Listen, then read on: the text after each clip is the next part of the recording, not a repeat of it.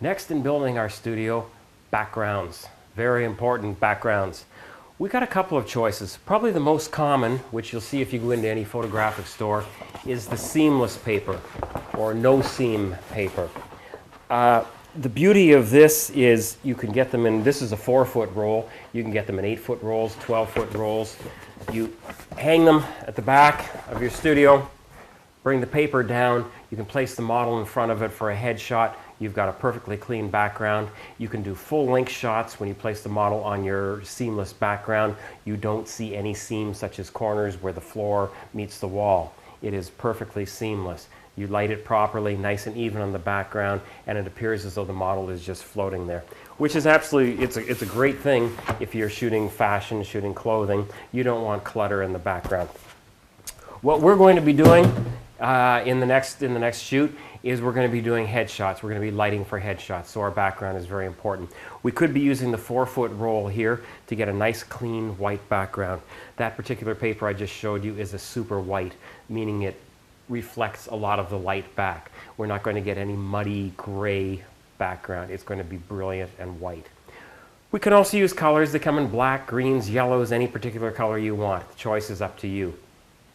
What I use a lot for lighting, we've got here sort of a muslin background, the white one here.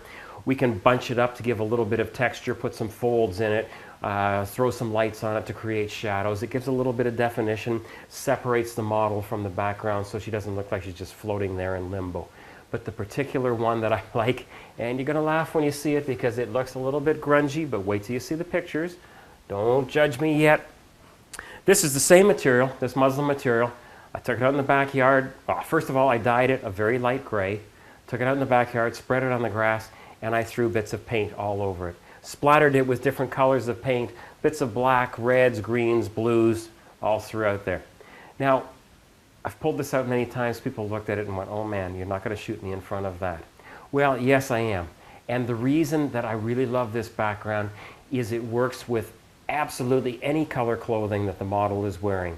Anything from blacks to whites, reds, purples. And you got to be really careful if you're shooting a model who's wearing something purple or green or red. You got to be careful of your background. You don't want it to clash. You don't want it to overpower the model, overpower the picture. This particular background works no matter what the girl is wearing. If you put your model about 6 feet in front of the background becomes soft, diffused. It's not obtrusive. You can still have little folds in here, little bits of shadow, which gives it a bit of definition. And all it does is draw your picture out. It draws the viewer's eye right to the model. You'll see exactly how well it works.